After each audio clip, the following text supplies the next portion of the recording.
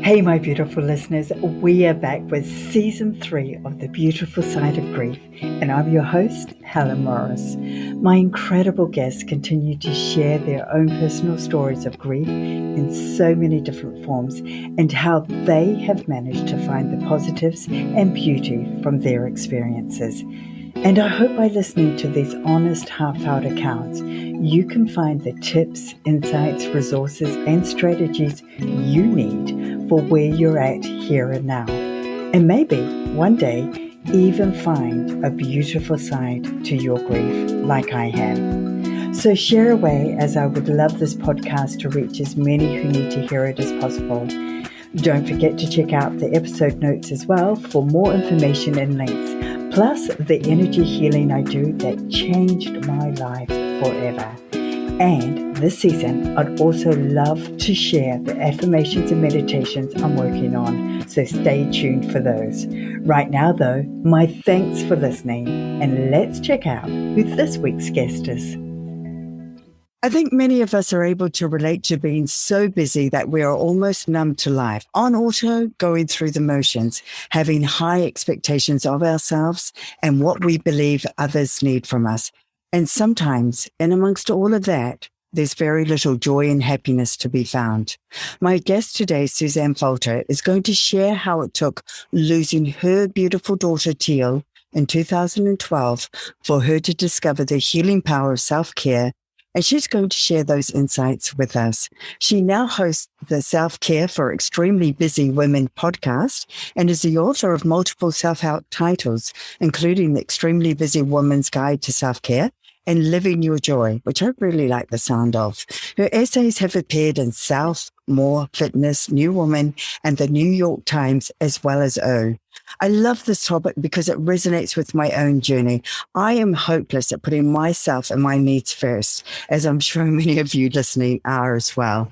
So we're going to dive into what self-care really looks like, why it's important, and how you can introduce it into your life if you're not already doing so. And as always, you have my heartfelt gratitude for listening in today. And it's my intention for this episode that you will be left with the information you need to understand the importance of self-care in your life, taking care of you. That will bring you joy, happiness, and love, which is what I wish for you now and always. Welcome, Suzanne. It's such a privilege to be having you sharing your journey and wisdom with us today. Thank you very much, Helen. I'm glad to be here. I saw you put us on your website of some shelves filled with notebooks, and that picture spoke to my heart. I'm not nearly as a prolific journaler as you are, or scribbler of notes, but I have notebooks all over the place. Share with us why so many notebooks. Oh, I think it's very funny you picked up on that because it never seems like many to me at all, but because it's a lifetime of notebooks and I'm kind of old. I have found, first of all, that I'm not very good at remembering things and I need to write things down. So my notebook tends to go to important meetings and medical appointments and, conversations where I really want to remember, a program somebody told me about or whatever, right down to journaling to try to figure out what's on my mind. And I realized in looking back periodically at these notebooks I kept that sometimes in the past, I really had to journal a lot to figure out what was going on. And the beauty of being in your 60s is you really do know by now what's going on. And you don't have to spend nearly as much time with your journal. So first of all, that's one of my takeaways. I've had some incredible experiences with my journals, including losing one in Paris and getting on a train to go out to the suburbs where I think I may have dropped it and sitting down on a metro car opposite an old friend who had found it and picked it up and was coming into Paris to find me. I mean, I've had extraordinary experiences with my journals, so I hold them as powerful and somewhat sacred. So if you're listening and you've never kept a journal, go buy a notebook right now. Oh my gosh, that's an incredible story. And I think there's a bit of divine intervention helping you there with that because you couldn't plan that. No, you really can't. And, you get such great insights. You mentioned Teal, my daughter, who passed away from medically unexplainable cardiac arrest in 2012. And her death came after she had just discovered journaling. And she was meditating and getting these little phrases in her meditations, maybe a year prior to her death. And she asked me, she said, Mom, I'm hearing all these little phrases when I meditate. What should I do with them? I said, well, get a notebook and write them down. And one of the things that was quite beautiful after her death is that we found all these notebooks she'd kept. And in and among them was the notebook filled with everything she had learned in her meditations, much of which became very important to me as I tried to cope with her death. And I didn't work for 2 years, and I went from being a stressed out workaholic to really having, probably for the first time in my life, true awareness of who I am and what I need and how to take care of myself. I had never stopped to find out. And nothing puts you on your butt better than a sudden dramatic loss of a child. Yes. And I was just going to comment on that fact as well, because very similar to what I went through, always working, doing everything for myself, so busy, I didn't have any time for me.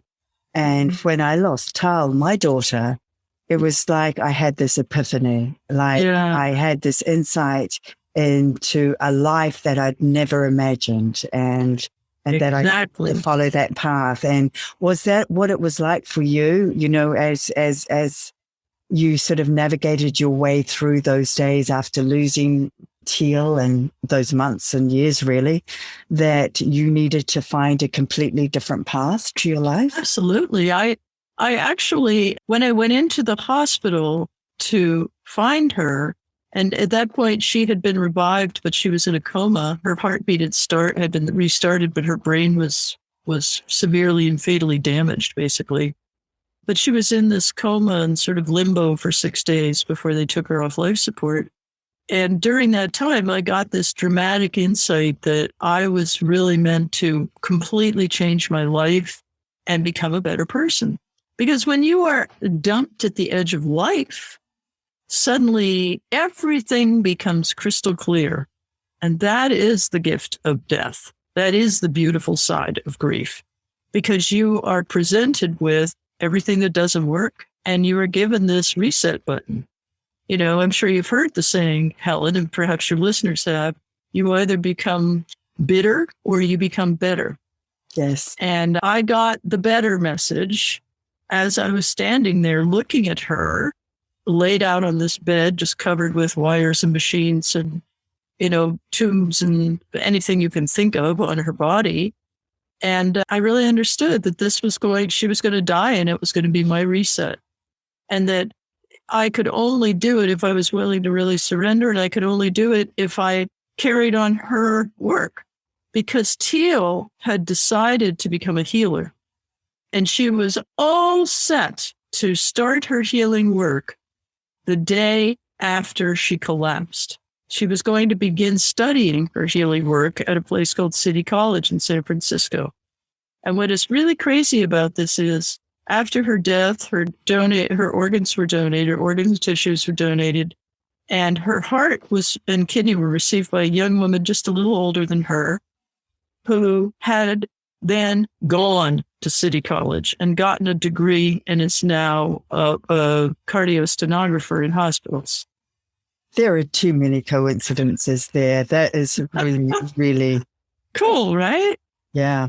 But do you know, probably very, very similar to you, when Teal died, I knew that there was a bigger purpose to all of this, that her death wasn't as random as what it appeared, and that I just had this knowing that I needed to do something different. I didn't know at that stage what it was, but I just had that understanding.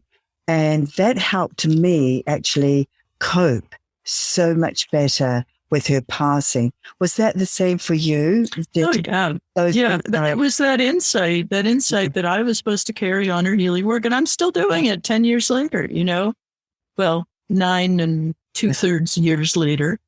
And really, it is like my raison d'etre, it's the thing that I've been given to do.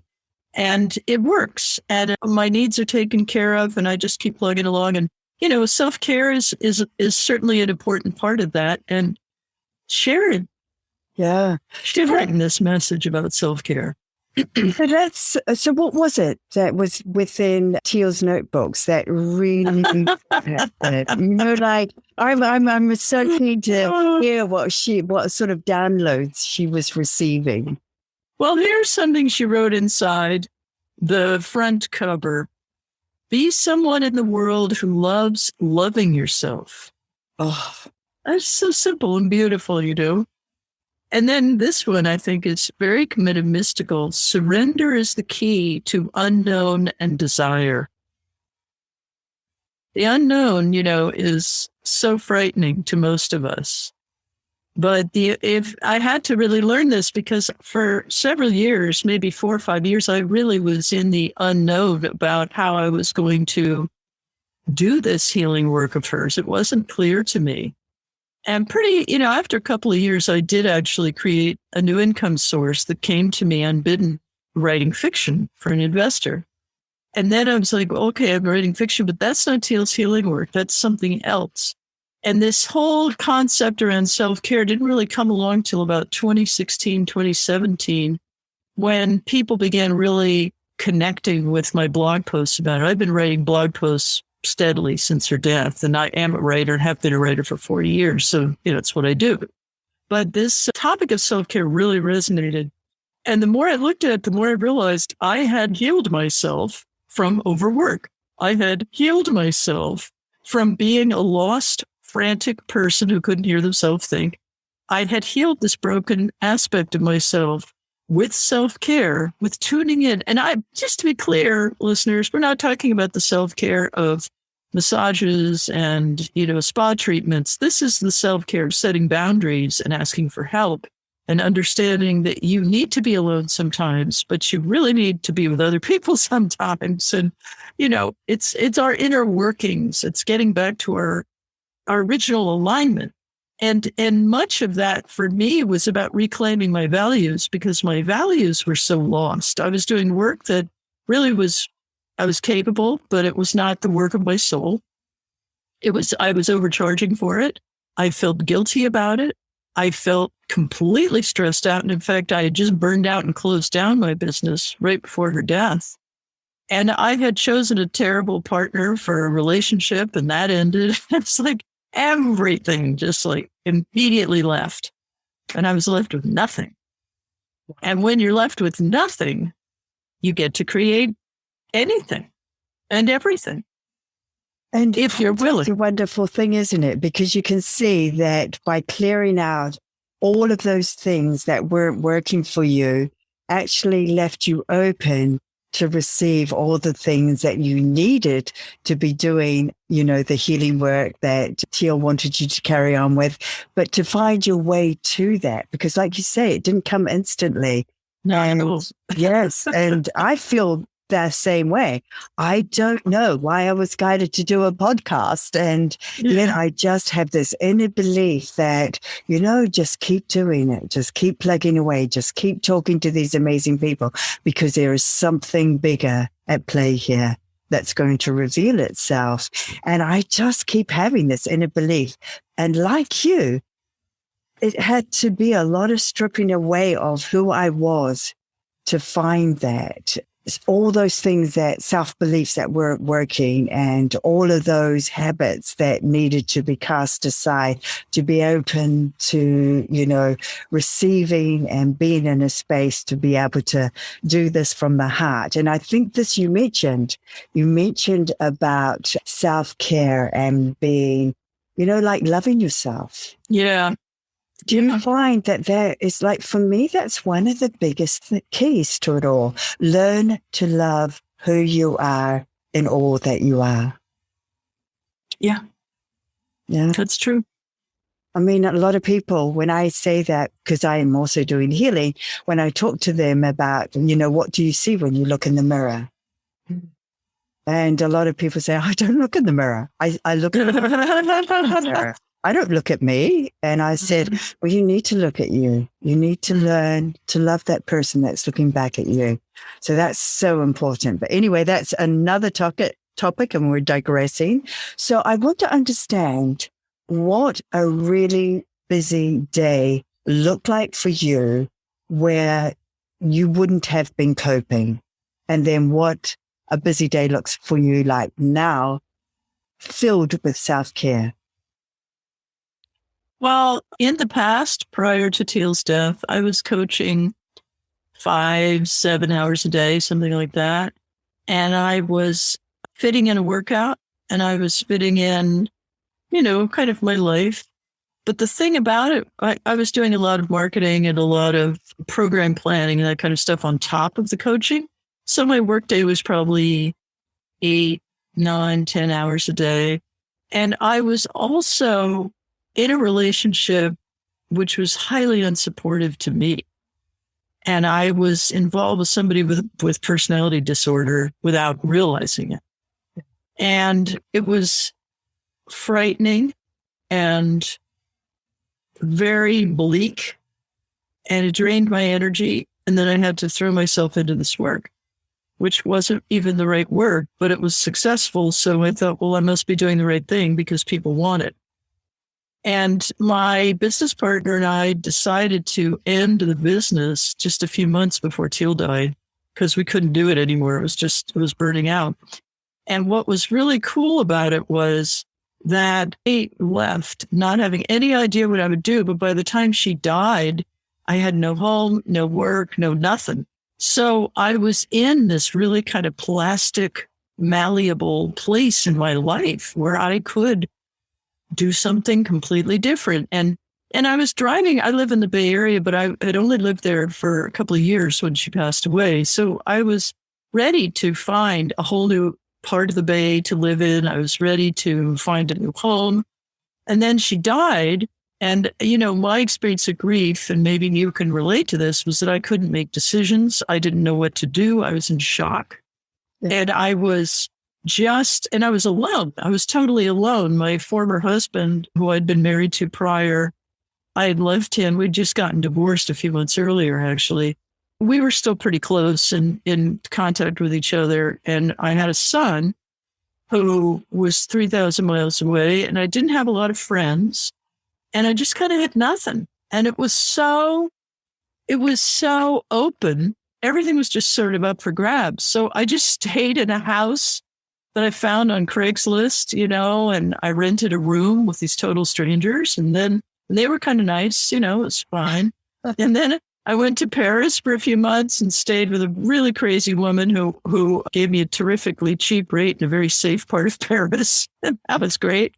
And then I came home and I lived with a friend in her guest room in exchange for meals and walking the dog. And I just had this, kind of very simple life where I was pretty unbound and not tied down to anything, which really helped me cope, because all I did during the day was write my little blogs and go to the gym and cry a lot and read, talk to my sisters. And I got myself into various support groups, which was helpful through the hospice and such. That sounds great. And yes, I think when you're giving to others, it always comes back to you tenfold. But there's something else you just mentioned there about, actually taking the life you had and simplifying it. Yeah. Taking out all the stuff that adds a lot of stress to us. And because I think that's what people are doing. They've wrapped so much around themselves and so many expectations with all of that they just can't see the what's the expression, the wood for the trees, What are your thoughts around why we keep ourselves so busy? What is paying off for us doing that? I can only speak for myself. And what I know to be true is that if I was extremely busy, I didn't notice how stressful and frightening my life was. Yeah. And I had the experience growing up of being around some difficult personalities and feeling unsafe. And I made a point of overworking all through high school because it took me out of the house. Yeah. And I would get jobs after school, and I would be involved in the theater company and the literary magazine and the sports teams. And it's like I was doing everything I could to be home as little as possible. And it was all legit. And I was kind of a striving kid, and, I could get rides home, so nobody was objecting. But this taught me a practice of avoiding my feelings and burying them in doing things. And, I got great grades on top of it and worked very hard and ended up going to a really great college in the US. And it was a college full of women. It was women's college, Wellesley College, where I had to work like extreme amounts to be able to do well, which I demanded of myself. So there was always that pressure that it turned into kind of a perfectionism, kind of a sense that nothing was ever going to be enough that I did. I remember getting my first jobs, and I got hired immediately as a copywriter in advertising in New York when it was really hard to get those jobs. And I would see my TV commercials or my magazine ads in magazines, and I would just think, well, who cares? That's pretty meaningless. And I never let myself celebrate what I had accomplished because it never felt like enough. And I think that it's like an empty maw. It just, wants you to feed it voraciously all the time. And it's an addiction, the addiction to work, the addiction to doing things, the addiction to being busy and adrenalized, and not understanding that in simplicity, in silence, in just hanging out and doing nothing, you can hear yourself think. And when you can hear yourself think, you begin to be able to put your life back together so it actually works for you instead of working against you. Oh, that is such a powerful statement, that very last one of what you just said. Allowing yourself to think, yes, because that's what we don't allow ourselves. The other thing I think is pivotal to bring out is that, we go on auto of escaping our lives, which is what I did, and keeping ourselves busy and all of that. But there's also a fear wrapped in around that, a fear of a lot of things, a fear of failure, a fear of this, a fear of that a lot of people also live by. And when you surrender yourself to living on people's sofas and in their guest rooms and without a secure source of income and a roof over your head and all of that, there's actually a freedom in that, isn't there? Because, suddenly for me, it was like, I've said this before in some episodes, the worst had happened to me. So bring it on. Nothing. Exactly. Yeah. Nothing. That is liberating. You're so right, Helen. Yeah. Totally right. Yeah. Nothing worse can happen to me now. So bring it on. It's not that I don't care anymore, but I really don't care anymore. Yeah. Well, and it's, you know what it is? You begin to see how meaningless so much of what you have done actually is. Yeah. And I have to say, my life is so much better with this awareness because, one of the Teal, of course, knew all this. She was a very free-spirited person who would work in a job as a waitress and make a little bit of money, put it in her pocket and go to the airport and pick a place to travel to with her backpack and her little busking guitar. And off she'd go on the other side of the world. And then she would go find her way to a bus and she'd find her way to a hostel. And next thing she knew, she was playing music on the street and attracting people's interest and meeting friends. And then she, I remember her telling me she went off in Thailand and met some Thai teenagers and they invited her to come stay with them in some beachside house for a week. And it's like, she was just going. And she didn't have a lot of ends from life. She was like, what do you got? I'll try it. Sure. She was just open. And, she was all of 22 when she died. So perhaps she would have changed that theme over time. But she also had an inherent trust in the flow of life. And that was what I had to relearn after her death. And, on every page of that notebook, she has written, just be. Just be. Or be and Be In other words, be in the moment, and then your anxieties will be answered. Your questions will be answered. Your insights will come, and you'll know what to do. Gosh, she certainly is a gift to you, isn't she?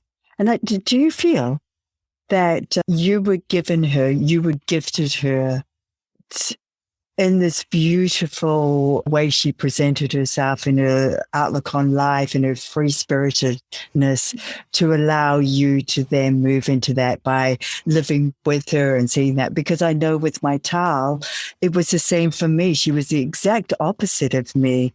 And as much as I was her mother, she was my teacher. She taught me so much and continues to still teach me so much to this day. And I feel extremely grateful for being gifted this incredible child. Oh, yeah. No, I quite agree. And when she was born, I had this very unusual experience because I was given morphine. She was in breech, so I had a cesarean section, delivered her surgically. And I was given morphine, which it turned out I was allergic to. So for the next 24 hours, I really felt I was able to read people's auras and understand what was happening in their lives. And a nurse would walk in and I could see this glow around her and I could understand everything she was thinking. I could see that she'd had a lie with her husband and that she, and I mean, it was accurate. I knew I didn't say anything to people, but I saw it. And, the funny thing about Teal was that she wrote in one of her journals about being 6 years old and looking at a plate of mashed potatoes and knowing intuitively where the potatoes had come from and who had grown them. Wow. Yeah. And I was given that gift when she was born. That's incredible. Yeah. It's a sensitivity. It's something she talked to me about. Now, I have been extremely connected to her in the afterlife, and folks can make what they think of that, but I have. It's a fact. And her big message to me has been about something called the unified field of love, which is what connects us all in the planet. And that she was really here to bring awareness of the unified field of love to anybody and everybody who was interested in receiving it. Oh, I love that. That so resonates with me because that's a lot of what I'm focused on now, on just living my life with love and kindness and hoping that rubs off on other people, that they too can learn to live their life just very simply and just caring about people, deeply loving and caring about people and animals and what we have around us. I mean, for me to be able to do this work and to spread this message, I have to not be ambitious. I have to not be as driven and goal-oriented and task-oriented. And, I always talk about the soldier inside of me who's like marching along. That's a lot to unlearn. So let's talk about now, because you're doing something very, very special with your podcast and helping other women who are leading very extremely busy lives learn to, live in a different way. And you've also got this incredible private Facebook group of 55,000 plus members that you support with this. So let's talk about that now, what you're doing with your podcast. Well, yeah. I mean, like I said, self-care was what really helped me reclaim my sense of self. And I still live my self-care today. You asked me what my typical day is now. And there's a lot of things like, yoga and meditation and, what you would expect. But there is also really playing around with things I'm intuitively drawn to just because it's fun. And it might be needlework, or it might be tarot, or it might be taking a walk or going to a museum. I mean, it's like, it's not as much work as it used to be. That's for sure. Not even close. Maybe half. I work maybe half to a third as much as I used to. But interestingly, all my needs are met and I'm fine. And there's no drama. There's no drama. That's the thing I really love. And I'm in an incredible marriage to someone I deeply love. And I'm really clear that I can make my life as serene as I want. And I don't have to have the drama anymore. I don't have to have the overwork and the anxiety and the surrounding myself with difficult personalities and the believing that I don't deserve to be really in a life of joy and deep support, you know? Oh, yes, yes. Again, just very, very powerful things there. Is actually by stepping back, you're actually getting more in your life by surrendering and just doing those things you love. Everything just seems to happen. I find that too. Like I go through my days and I'll think, oh, I should be doing that. But I just look, it's a beautiful day out there. I think I'll just go for a walk instead. And you know what? Things just start to fall in place. And exactly. And you can trust the flow of life. You just trust the flow. Yeah. And it's so hard to believe, but of course it's an illusion that productivity will solve our problems. Yes. It's an illusion.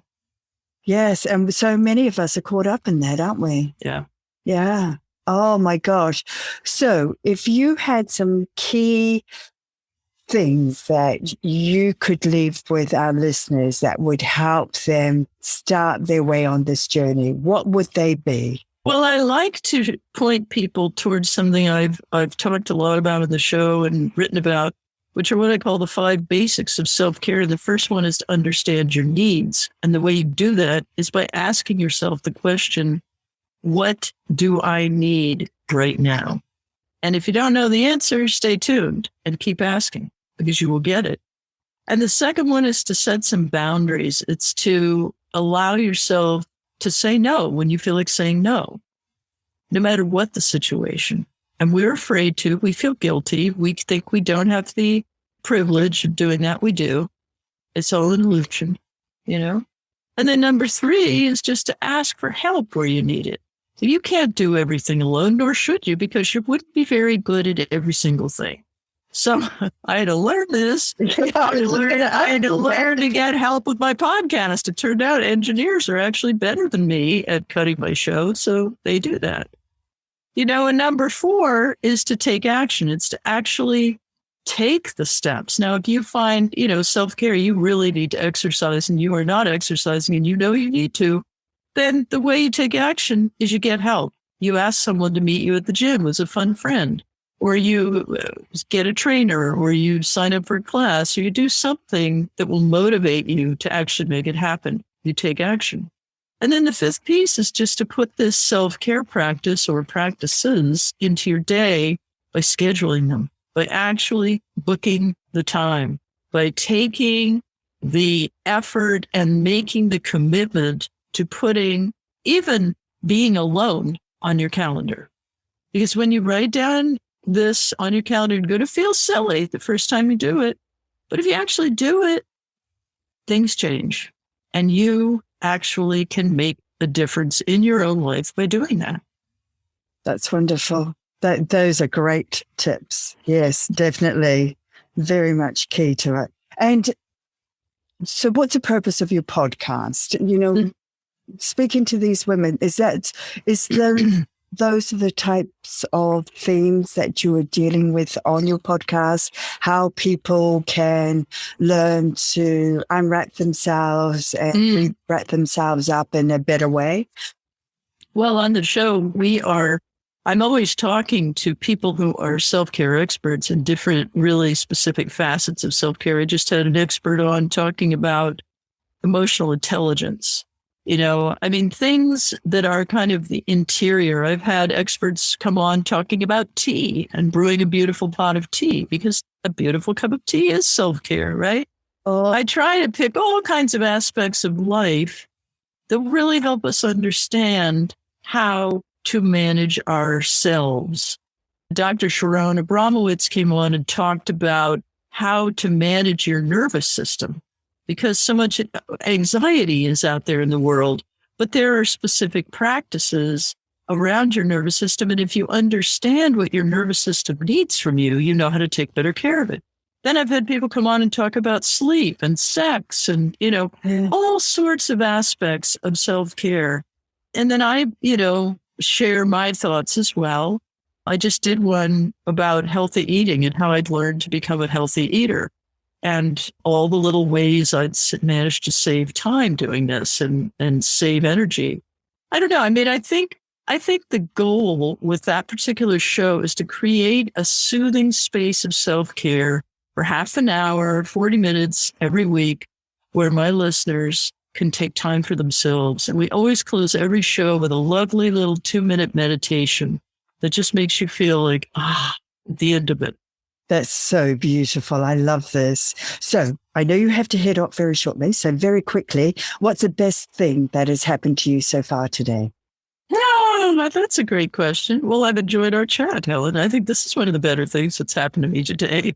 Oh, thanks. And I took our puppy to the puppy playground for the third time in her life today. Oh. And she ran around and is learning how to play with other dogs and how to be appropriate and how not to bug the dog who's under the bench growling and so forth and so on.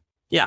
Oh, that's wonderful. Animals, they have a way to just get to your heart. What's your proudest moment to date that you've achieved in your life? Oh my. Well, probably giving birth to my kids. I mean, Teal's birth with all of its attendant extraordinariness was pretty amazing. And so was my son's, also a C-section. And, my proudest moment has been seeing these little babies in my arms within the first moments of their lives. Oh, beautiful. And what is your favorite self-care tip when your day is turning to custard, where you have those moments where things just go topsy-turvy and you need to get yourself back on track again? Breathe. We have to take ourselves physically away, and we have to take some long, slow, deep breaths and just sit down and take 2 minutes to breathe deeply and calmly and slowly. And then an answer appears. 3 or 4 deep, slow breaths. That's all it takes. Yes. And people don't realize, I think, how important breathing is in our world, in our day-to-day life. I used to shallow breathe for years and years and years. Right. I was so busy. And then I learned actually that deep breathing, and it's so calming, so soothing. I love it. Yeah. Okay. So any other takeaways that you'd like to leave our listeners with? Sure. If you want to find me, just come on by my website, SuzanneFalter.com. And I've linked to my podcast and my book, The Extremely Busy Woman's Guide to Self-Care. And you can read my blog and get on my list and enjoy all my little free gifts. And I'd love to see folks there. Oh, yes. And I've already checked out your website and it's wonderful. You're a writer, so there are so many interesting articles on there. So yes, I highly recommend people going and checking you out. And I will have all those links in the episode notes when we finish this up. So Suzanne, I would just like to take this opportunity to thank you so very, very much for, sharing these incredible insights into how we can start to really take care of ourselves and what we achieve when we do that. And there's so much more we could have talked about, but this was a beautiful insight into all of that. So thank you. Thank you, Helen. I was glad to be a guest. Thanks for listening. I hope you got some real value from this episode. Let me know how I'm doing, or if there's a topic you'd like covered, by clicking on the Healing to Be You Gmail link or going to the Healing to Be You website. To get notified of new episodes, hit the subscribe button and please share if you know of someone who could benefit from this episode. Until next time, be kind to you and take good care.